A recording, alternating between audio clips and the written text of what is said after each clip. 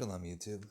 This video is going to be about the law of Moses in the Gospels. A lot of people think that Jesus was this lawless rebel, went against the law of Moses, and that's what he was killed for according to the Jews. According to the Christians, he was basically making a new religion.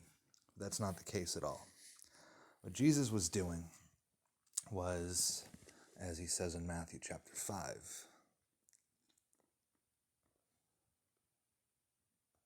oh, I thought I wrote it down here.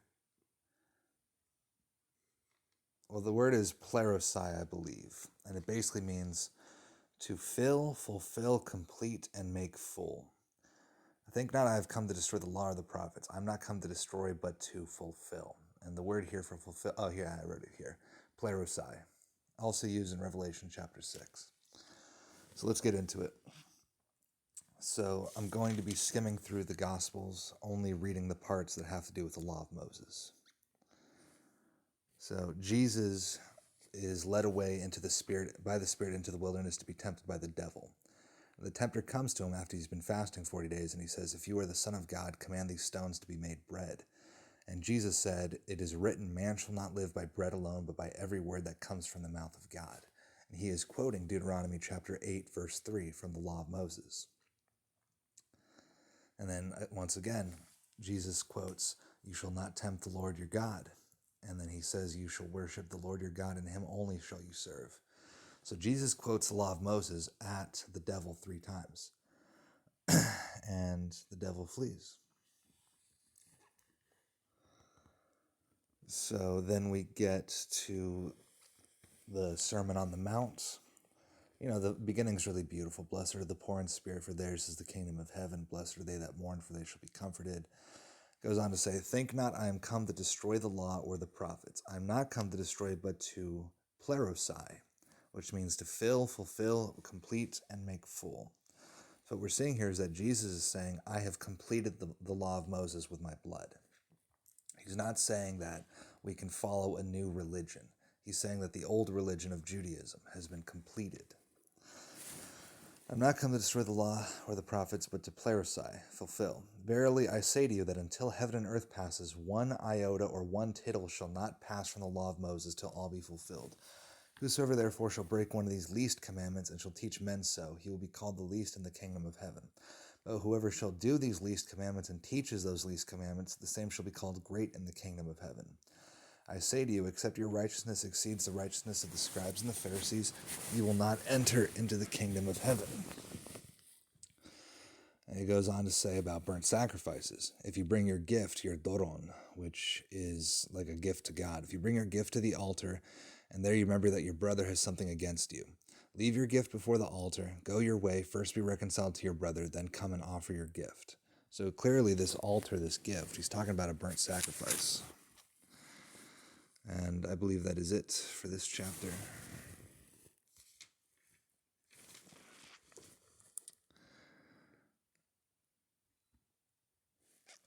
I guess this could count for the law. So chapter 7, verse 21. "Not everyone that says to me, Lord, Lord, shall enter into the kingdom of heaven, but he that does the will of my Father, which is in heaven." Well, we know what the will of the Father is because he gave us the law. So we know what God expects from us. "Many will say to me in that day, Lord, Lord, have we not prophesied in your name, and in your name cast out devils, and in your name done many wonderful works? And then I will say to them, I never knew you. Depart from me, you that work lawlessness." Well, okay. Jesus heals the leper, and he says, "Tell no man, but go your way, show yourself to the priest, and offer the gift that Moses commanded for a testimony unto them." Once again, the Greek word is doron, for gift. And the gift that Moses commanded goes back to Leviticus 14. It's an animal sacrifice. So Jesus heals the leper, tells the leper to go to the priests and to sacrifice a pigeon, as Moses commanded. So why do people think that Jesus was a lawless rebel if everything Jesus says lines up with the Torah and the prophets? And I believe this is it for this chapter, or for this page. Okay, chapter 12. Yes. So it's the Sabbath day, and they're walking by the corn, and the disciples were hungry, began to pluck the ears of corn and to eat. Jesus did not pluck the corn, but the disciples did, which is breaking the Torah. You're not supposed to pluck corn on the Sabbath. This would be the equivalent of going out to harvest manna on the Sabbath. When the Pharisees saw it, they said unto him, Behold, your disciples do that which is not lawful to do on the Sabbath. So the disciples broke the Sabbath, but Jesus did not.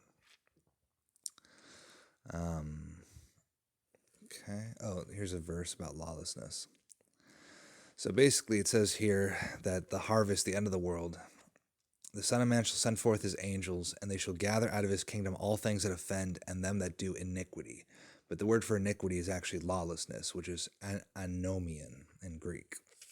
So Jesus does not like lawlessness. Anybody who thinks that you can get to heaven by being completely lawless is completely wrong. If you understand Jesus, you understand the law of Moses is important. If you don't understand Jesus, then okay. But if you do understand Jesus and you still choose not to keep the law of Moses, there's something wrong there. Let me read a little end times prophecy. Jeremiah 31:31. Behold, the days come, says Yahweh, that I will make a new covenant with the house of Israel and with the house of Judah, not according to the covenant that I made with their fathers on the day that I took them by the hand to bring them out of the land of Egypt, which my covenant they break, even though I was a husband unto them, says Yahweh. But this shall be the covenant that I will make with the house of Israel. And after those days, says Yahweh, I will put my law in their inward parts, and I will write it in their hearts, and I will be their God, and they will be my people. I will put the law on their hearts and in their inward parts. So, this is the day. The law is definitely being put in our hearts because it's the last days. Okay. So, Matthew chapter 15. So, the Pharisees asked Jesus, why did the disciples don't wash their hands? They break the traditions of the elders. They don't wash their hands before they eat bread. Jesus says, why do you also transgress the commandments of God by your tradition? So Jesus is saying your tradition violates the commandments of God. For God commanded, saying, honor your father and mother, and he that curses father or mother, let him die the death. But you say, whoever shall say to his father or mother, it is a gift by whatever you may be profited by me, and he honors not his father or mother, he shall be free. Thus you have made the commandments of God of no effect by your tradition, you hypocrites. Well did Isaiah prophesy of you, saying, this people draws near to me with their mouth and honors me with their lips, but their heart is far from me. But in vain they do worship me, teaching for doctrines the commandments of men. Well, there you go. Okay. All right, we get to chapter 16. Take heed, chapter 16, verse 6. Take heed and beware the leaven of the Pharisees and of the Sadducees. And the disciples think it's because they didn't bring bread. And Jesus says, O you of little faith, why reason you among yourselves because you have brought no bread? Do you not understand, neither remember the 5 loaves of the 5,000 and how many baskets you took up? Neither the 7 loaves for the 4,000, how many baskets you took up? How is it that you do not understand that I spake it not to you concerning bread, that you should beware of the leaven of the Pharisees and the Sadducees? Then understood they how he bade them not beware of the leaven of bread, but the doctrine, the leaven. You take a little bit of bread and you add leaven to it, and now the leaven has made the bread impure. You can't eat leavened bread for the Passover. So if you have unleavened bread, that is pure bread, that is Jesus. But once you add the yeast to it, it's no longer pure. And that's what he's saying, is that they've diluted the law of Moses with their traditions. Okay. I don't see any law in this chapter. Oh, yeah, this one does.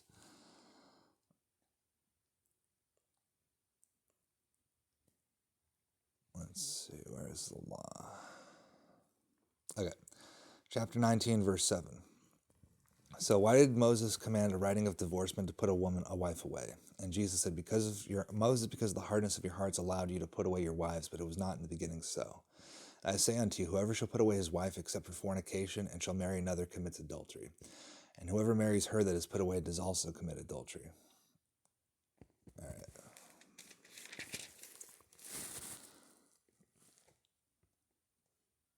Okay, we got some more law. Okay. So we get to chapter 22, verse